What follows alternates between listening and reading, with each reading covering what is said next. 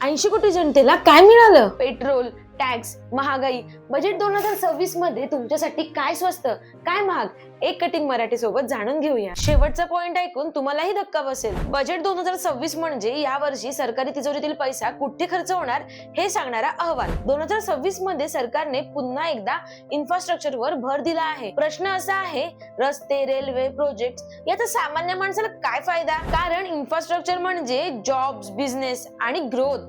रस्ता बनला तर फक्त गाडी चालत नाही, अर्थव्यवस्था चालते. बजेट 2026 मध्ये शेतकऱ्यांचं नाव घेतलं आहे. शेती, सिंचन, ग्रामीण विकास. पण हा बजेट शेतकऱ्याचं आयुष्य बदलेल की ते फक्त मॅनेज करेल, हा खरा प्रश्न आहे. कारण सपोर्ट आणि सोल्युशन या दोन वेगवेगळ्या गोष्टी आहेत. मिडल क्लास हा असा वर्ग आहे जो ना गरीब आहे ना श्रीमंत, आणि म्हणूनच बजेटमध्ये तो सगळ्यात जास्त इग्नोर होतो. बजेट 2026 मध्येही मिडल क्लासला ना मोठा दिलासा दिला आहे ना मोठा धक्का. हा बजेट मिडल क्लासला जगू देतो पण भरारी घेऊन देत नाही. बजेट सादर करताना एक शब्द सतत वापरला गेला, बॅलन्स. ग्रोथ हवी पण महागाई नको. बजेट 2026 मध्ये हा बॅलन्स ठेवण्याचा प्रयत्न आहे. यश मिळेल की नाही ते पुढचे महिने सांगतील. आता एका खरा महत्वाचा पॉइंट ज्याची तुम्ही वाट पाहत आहात. बजेट 2026 मध्ये सरकारी नोकऱ्यांपेक्षा स्किल्स, स्टार्टअप्स आणि प्रायव्हेट सेक्टरवर भर दिला आहे. सरकारचा मेसेज क्लिअर आहे, नोकरी आम्ही देणार नाही, संधी देऊ. आता प्रश्न तरुणांसाठी आहे, तयार आहात का? तुम्हाला काय वाटतं, बजेट 2026 मध्ये